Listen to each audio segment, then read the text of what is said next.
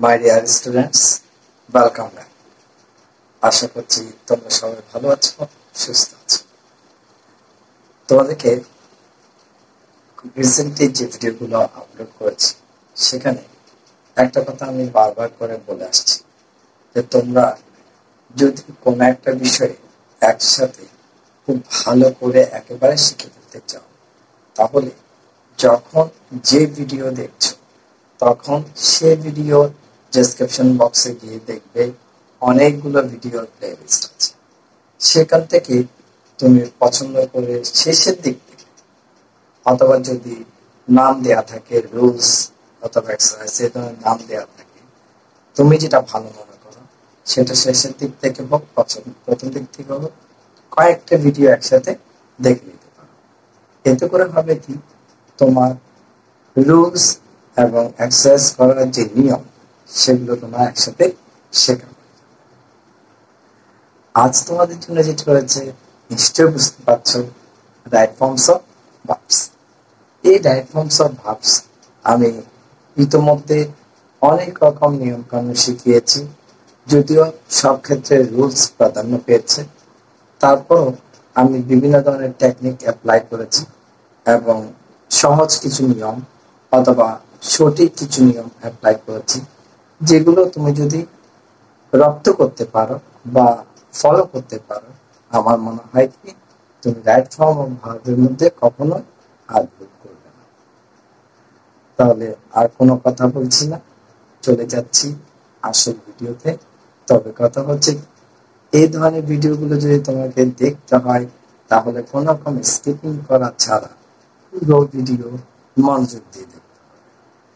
দেখার পর যদি মনে হয় যে তুমি কোনো জায়গায় বুঝছো না বা তোমার কোনো সমস্যা হচ্ছে, তাহলে আমি বলবো ভিডিওটা প্রথম দিক থেকে আরেকবার দেখো। তারপরে যদি তোমার কোনো সমস্যা থেকে থাকে, তোমার যদি বুঝতে কষ্ট হয়, সেটা তুমি আমাকে জানাতে পারো। আর এছাড়া তোমাদের নিজস্ব যদি কোনো রকম চাহিদা থেকে থাকে, সেটাও আমাকে জানাতে পারো। আমি চেষ্টা করব সেই চাহিদা পূরণ করার জন্য। আমি চলে যাচ্ছি আসল ভিডিওতে। রাইট ফর্ম অফ ভার্বস কিভাবে রুল প্রয়োগ করে এক্সারসাইজ কমপ্লিট করতে হয়। Read the text and fill in the gaps with the correct form of the verbs as per subject and context. তাহলে বুঝতে পারছো যে টেক্সটটা দেওয়া থাকবে, সেই টেক্সটার উপর বেস করে প্রত্যেকটা সাবজেক্ট অর্থাৎ প্রত্যেকটা লাইনের যে সাবজেক্ট আছে, সাবজেক্ট আর ভার্বের উপর বেস করে কি করতে হবে, তার কারেক্ট ফর্ম বসাতে হবে। ওকে, এই এক্সারসাইজটা এইচএসসি বরিশাল বোর্ড 2017 সালে এসেছে ফাইনাল পরীক্ষা। তাহলে স্বাভাবিকভাবে বুঝতে পারছো এটা তোমাদের সবার জন্য ইম্পর্টেন্ট। এবার দেখো, best way or method or technique of solving right forms of verbs exercise. Okay, অর্থাৎ right forms of verb exercise করতে হলে আমি যেটা মনে করি বেস্ট ওয়ে বা বেস্ট পথ হলো, উপায় হলো বা পদ্ধতি হলো অথবা কৌশল হলো কোনটা, এটা বলতে কি বোঝাচ্ছে, reading and underlining new words, পড়া এবং নতুন শব্দগুলোর নিচে দাগ টানা, sorry, writing those words meaning and learning them, সেই শব্দগুলোর অর্থ লেখা এবং সেগুলো শেখা। Learning verbs meaning with the forms, ক্রিয়াপদের অর্থ এবং তাদের ফর্ম বা আকার শেখা। নোয়িং টেন্স, ক্রিয়াকাল জানা। Knowing subject and verb agreement, উদ্দেশ্য ও ক্রিয়া মিল জানা, অর্থাৎ সাবজেক্ট আর ভার্বের মধ্যে যে একটা মিল থাকে, চুক্তি হয় বা চুক্তি থাকা উচিত, সেগুলো জানা। লার্নিং টেক্সট মিনিং, অর্থাৎ ভোকাবুলারি, পাঠ্যের অর্থ শেখা। ওকে, তো এইগুলো তোমার যে আমি যেটা মনে করি যে বেস্ট ওয়ে হচ্ছে right form of verb exercise solve করা। দেখো, এখানে এক্সারসাইজটা দেওয়া আছে, আমি তো পড়ে নিয়েছি। তোমরা প্রথমে যে কোনো এক্সারসাইজ করার সময় আগে জিনিসটা পড়ে নেবে। পড়ার পর এখানে যে শব্দগুলো তোমার কাছে নতুন বলে মনে হচ্ছে বা যেগুলোর অর্থ তুমি জানো না, সেগুলো কি করতে হবে? খাতায় লিখতে হবে। এই যে নিয়ম অনুযায়ী প্রথমে সেটা পড়তে হবে খাতা, সে টেক্সটটা পড়ার পর যেগুলো নতুন শব্দ আছে সেগুলো নিচে আন্ডারলাইন করতে হবে। তারপর সেই শব্দগুলোর অর্থ লিখতে হবে এবং সেগুলো শিখতে হবে। এরপরে কি আসছে? Learning verbs meaning with there forms. এবার দেখো, আগে নতুন ওয়ার্ডগুলো আমি কি পেয়েছি, আমি মনে করলাম কি আমি একজন স্টুডেন্ট এবং আমি পড়তে গিয়ে দেখলাম কি আমার কাছে এই শব্দগুলোর অর্থ অজানা বা আমি ভুলে গেছি। আগে হয়তো শিখেছিলাম, এখন ভুলে গেছি। তো এখন আমরা কি করতে হবে? এই শব্দগুলো লিখে তার অর্থ শিখে নিতে হবে। তো শব্দগুলো কি কি দেখো? এলিমেন্টস, এলিমেন্টস অর্থ কি? উপাদান। তারপর কনস্ট্যান্টলি, ক্রমাগত। ইমিটস, নির্গত অর্থাৎ বের হওয়া। ভেহিকলস, যানবাহন। এক্সটেন্ট, পরিমাণ। কোল, কয়লা। রেসপন্সিবল, দায়ী। আদারওয়াইজ, অন্যথায়। এনভায়রনমেন্ট, পরিবেশ। কুক, রান্না করা। স্মোক, ধোঁয়া। পলিউট, দূষিত। ফুয়েল, জ্বালানি। ফ্যাক্টরিজ, কারখানা। পলিউশন, দূষণ। ওকে, তাহলে এগুলো আমার লেখা হলো, শব্দের অর্থ লেখা হলো এবং এগুলো শিখে ফেলতে হবে। আগে শিখে ফেলবে, এটা হচ্ছে যে সবচেয়ে ভালো টেকনিক বা ভালো কৌশল বা ভালো উপায়। এতে করে হবে কি, ইংরেজি সম্পর্কে বা ইংরেজি ভোকাবুলারি সম্পর্কে তোমার ধারণা বা তোমার যে স্ট্রেস ক্যাপাবিলিটি, এগুলো মনে রাখা, সেগুলো অনেক বেড়ে যাবে। তুমি ধাপে ধাপে অনেক দূর এগিয়ে যাবে। এরপরে কি? ভার্ব, ভার্বের মিনিং জানো। দেখো এখানে কি বলছে? Knowing tense. তারপর learning verbs meaning with the forms. তাহলে লার্নিং ফর্ম গুলো কি করতে হবে? দেখো ভার্ব যেগুলো ব্র্যাকেটে যেগুলো দেওয়া আছে, যেমন এখানে কি দেওয়া আছে? বি, তারপরে লার্ন, তারপর মেইনটেইন। এখানে যে ভার্ব গুলো দেওয়া আছে সেগুলো আমি এখানে লিখেছি। দেখো আগে তোমরা হয়তো পড়েছো 3 ভাগ বা 4 ভাগ, কিন্তু আমি বলবো কি এটাকে এই 6 ভাগে বা এই 6 বিভাগে এগুলোকে শেখা উচিত বা শিখতে হবে। তা না হলে তুমি অনেক জায়গায় হোঁচট খেতে পারো। তো ফর্মগুলো হচ্ছে 6টা ফর্ম আছে। আমি যেটা বলতে চাচ্ছি 6টা ফর্ম।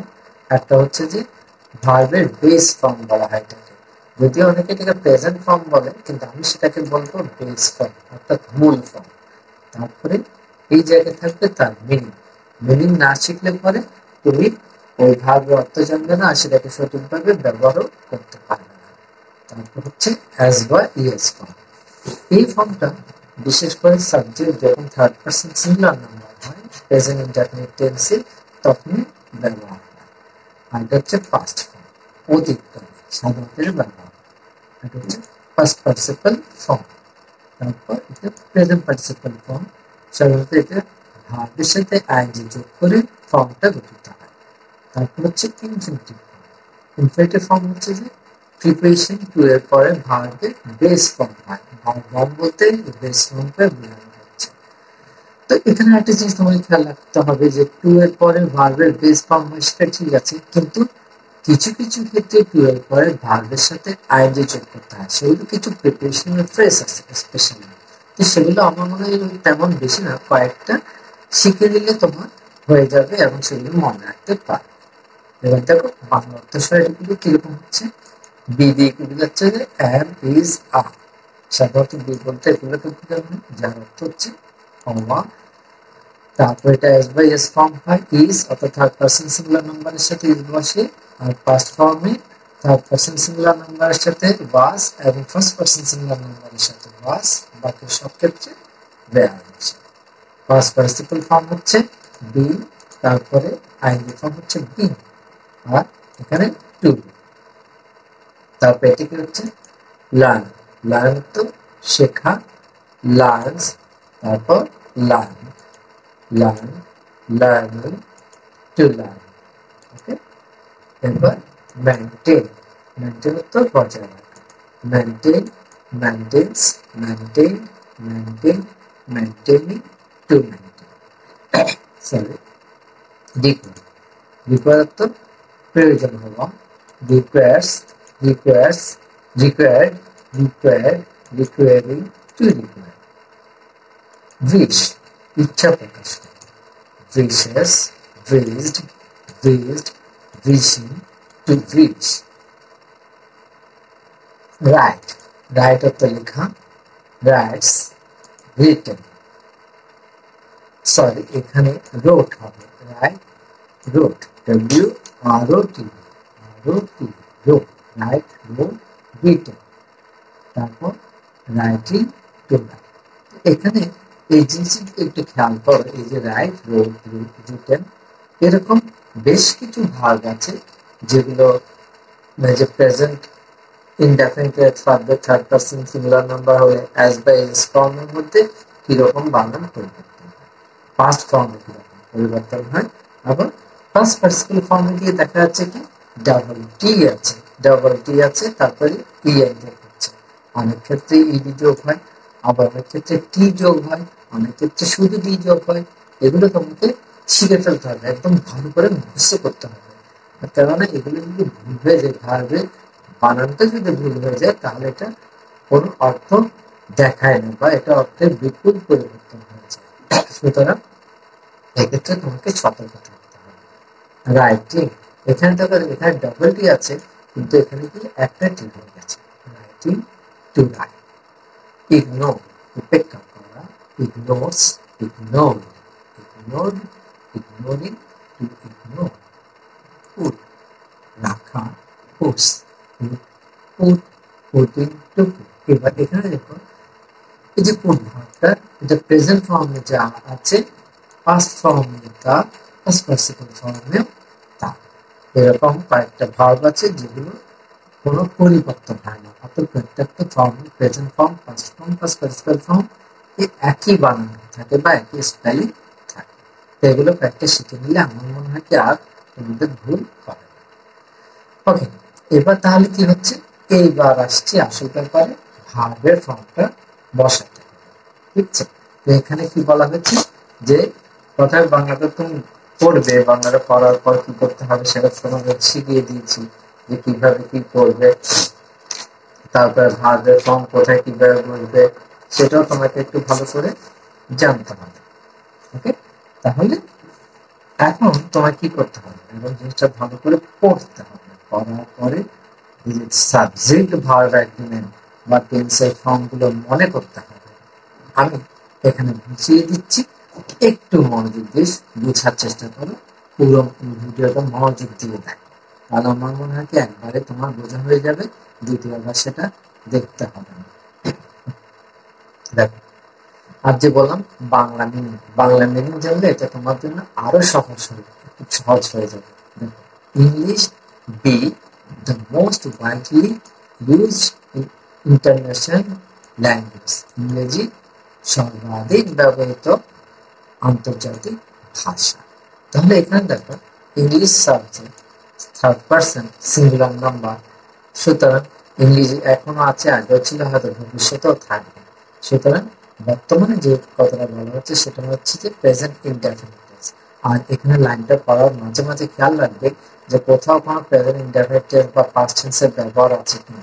যেমন এখানে মনে করো আর আছে, আর থেকে আমি বুঝতে পারছি যে এটা প্রেজেন্ট টেন্সের হতে পারে, কিন্তু তারপরে একটু সতর্ক থাকতে হবে। সুতরাং এই যে এখানে লেখা আছে বি, ইংলিশ বি হওয়া, তাহলে ইংলিশ হলো বা ইংলিশ হয়।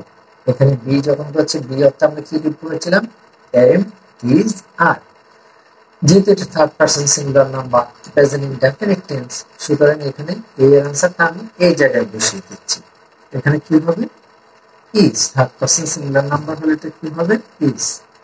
ওকে, তাহলে এবার দেখো, হি learn to communicate with the foreigners for various purposes such as maintain cooperation, এখানে টোটাল লাগবে না, maintain cooperation, coexistence, and exchanging business information. এটি বিভিন্ন উদ্দেশ্যে বিদেশের সাথে যোগাযোগ করতে, যেমন সহযোগিতা, সহাবস্থান বজায় রাখা এবং তথ্য বিনিময় করতে শেখা হয়। তাহলে এটি শেখা হয়, এখানে এটি এই যে ইট লার্ন দেওয়া হচ্ছে, এটা শেখা হয়।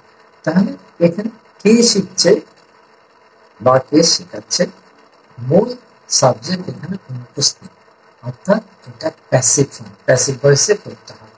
সুতরাং কি করতে হবে, এখানে ইটের পর যেহেতু প্রেজেন্ট টেন্স বোঝানো হচ্ছে, সুতরাং সাবজেক্ট থার্ড পারসন সিঙ্গুলার নাম্বারের সাথে এখানে এম ইজ আর যে কোনো একটা বসবে এবং ভার্বের পাস্ট পার্টিসিপাল ফর্ম হবে। যেহেতু এই থার্ড পারসন সিঙ্গুলার নাম্বার, সুতরাং এখানে কি বসবে, এখানে বসবে ইজ, এবং লার্ন পাস্ট পার্টিসিপাল ফর্ম কি, লার্নড। ইট ইজ লার্ন হয়ে গেল। এখন কি, for various purposes such as maintain cooperation, এখানে মেইনটেইন না, এটা না মানে মেইনটেইনিং কোঅপারেশন, সহযোগিতা বজায় রাখতে হবে। তাহলে এই যে মেইনটেইনিং, এখানে কি হয়ে যাবে, মেইনটেইনিং, মেইনটেইনিং,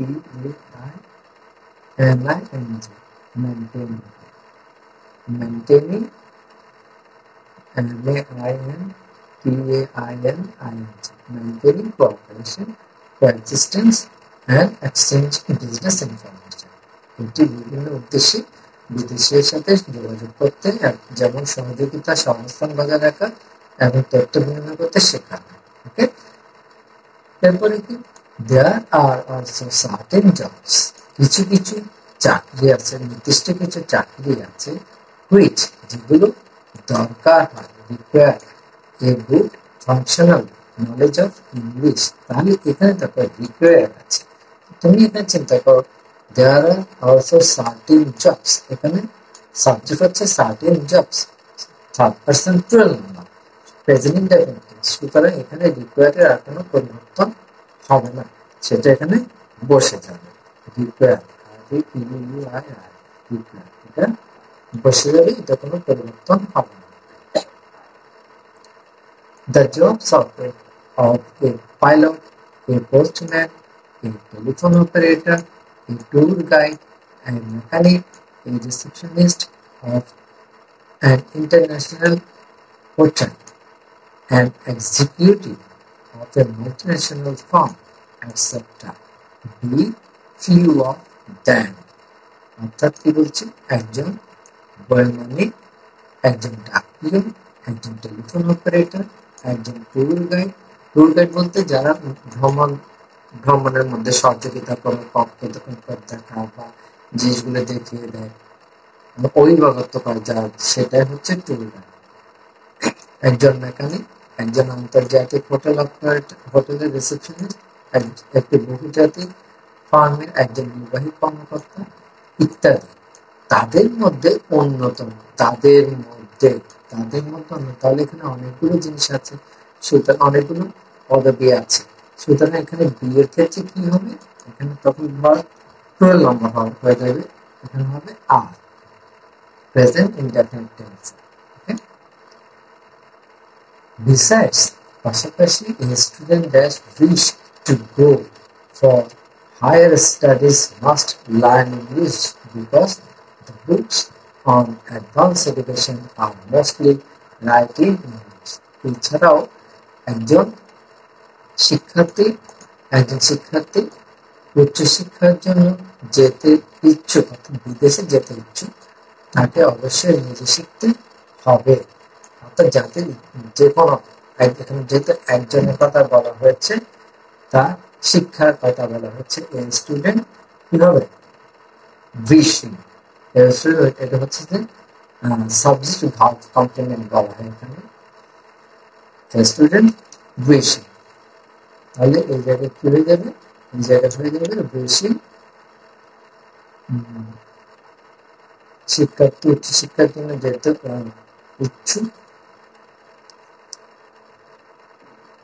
ইচ্ছুক, তাকে অবশ্যই কি করতে হবে, এখানে হবে vision, WISHIN, vision। অথবা এখানে বিশেষ হতে পারতো একজন শিক্ষার্থী ইচ্ছা, এখানে শুধু যারা যেতে ইচ্ছা করে, ঠিক আছে। wishes to go for higher studies must learn English because the books on advanced education are mostly, বেশিরভাগ বই যেগুলো উচ্চশিক্ষার বইগুলো আছে সেগুলো কিসে লেখা? ইংরেজিতে লেখা। আর মোস্টলি, তাহলে এটা প্যাসিভ ফর্ম। কে লিখেছে এখানে তার কথা উল্লেখ নাই, সুতরাং এখানে কি হবে? প্যাসিভ ফর্ম হবে। আর আছে, সুতরাং এই জায়গায় কি হয়ে যাবে? Written, written in English. So the importance and demand of learning English in our country can in no way be ignored. সুতরাং আমাদের দেশে ইংরেজি শিক্ষার গুরুত্ব চাহিদাকে কোনোভাবে উপেক্ষা করা যাবে না। এবার দেখো, এখানে বি আছে, তারপরে ভার্বটা দেওয়া আছে। আমরা জানি কি, যদি কোন একটা ভার্বের পূর্বে বি দেওয়া থাকে তাহলে তার পরবর্তী ভার্বের আকার কি হয়? বিশেষ করে মডেল ভার্ব দেওয়া থাকলে, তারপরের ভার্বের আকার বেস ফর্ম হয়। এখানে দেখো ক্যান আছে মডেল ভার্ব, তো মডেল ভার্বের পরবর্তীতে এই ভার্বটা দেওয়া আছে, সুতরাং এটার বেস ফর্ম হওয়া উচিত ছিল। কিন্তু দেখো এর আগে একটা বি দেওয়া আছে। আমরা জানি কি, মডেল ভার্বের পর যদি বি দেওয়া থাকে তাহলে তার আকার কি হবে? পাস্ট পার্টিসিপল ফর্ম হবে। সুতরাং এখানে কি হয়ে যাবে? ইগনোরটা হয়ে যাবে ignored. Ignored. Rather, we should put high importance on learning English to make room for ourselves in the competitive world. বরং প্রতিযোগিতামূলক বিশ্বে নিজেদের জন্য জায়গা তৈরি করতে আমাদের উচিত ইংরেজি শিক্ষার উপর গুরুত্ব দেয়া। ওকে, তাহলে এখানে দেখো এবার whether we should হচ্ছে মডেল ভার্ব, আর মডেল ভার্ব হলে পরবর্তী ভার্বের আকার কি হবে? ভার্বের বেস ফর্ম হবে, সেটা এখানে হয়ে যাবে would। একটু আগে বলেছি তার ফর্ম বেস ফর্ম হবে, সুতরাং এখানে হয়ে গেল would। এবার দেখো অন লার্ন ইংলিশ। এবার এখানে দেখো অন আছে, অনটা কি? অনটা হচ্ছে প্রিপোজিশন। তার একটা রুল কি আছে? যদি প্রিপারেশন থাকে এবং প্রিপারেশনের পর যদি ভার্ব থাকে তার আকার কি হবে? আইএনজি হবে, অর্থাৎ সেই ভার্বের সাথে আইএনজি যোগ করতে হবে। তাহলে এখানে আমরা আইএনজি যোগ করি, LEARNING। ওকে, আর শেষ, যে পর্যন্ত ছিল যে পর্যন্ত শেষ। তাহলে বুঝতেই পারছো যে কিভাবে এই direct form of verb exercise complete করতে হয়, কোন কোন জিনিসের উপর ডিপেন্ড করতে হয়, আমি সেটা তোমাদেরকে এখানে প্রমাণ সহ বুঝিয়ে দিলাম। আমি আবারও বলছি, ইংরেজি যে কোনো কিছু তুমি শিখতে চাও না কেন, প্রথম কথা হচ্ছে যে তার ভোকাবুলারি অর্থাৎ শব্দার্থ জেনে নেব, বা বিশেষ করে মাতৃভাষা। আমাদের মাতৃভাষা যেহেতু বাংলা, সেহেতু আমরা বাংলা এগুলো জেনে নেব। ওকে, আশা করছি তোমাদের এই জিনিসটা পুরোপুরি একদম ক্লিয়ার হয়ে গেছে। যদি মনে হয় যে কোথাও তোমার বুঝতে সমস্যা হচ্ছে, তাহলে আমি অ্যাডভাইস করবো ভিডিওটা প্রথম দিক থেকে আরেকবার একটু দেখে নাও, তাহলে জিনিসটা ক্লিয়ার হয়ে যাবে। আর তারপরে যদি না হয় তাহলে তুমি আমাকে কমেন্ট করে জানাও, আমি তার জন্য প্রয়োজনীয় ব্যবস্থা করব। So thank you very much for watching the video.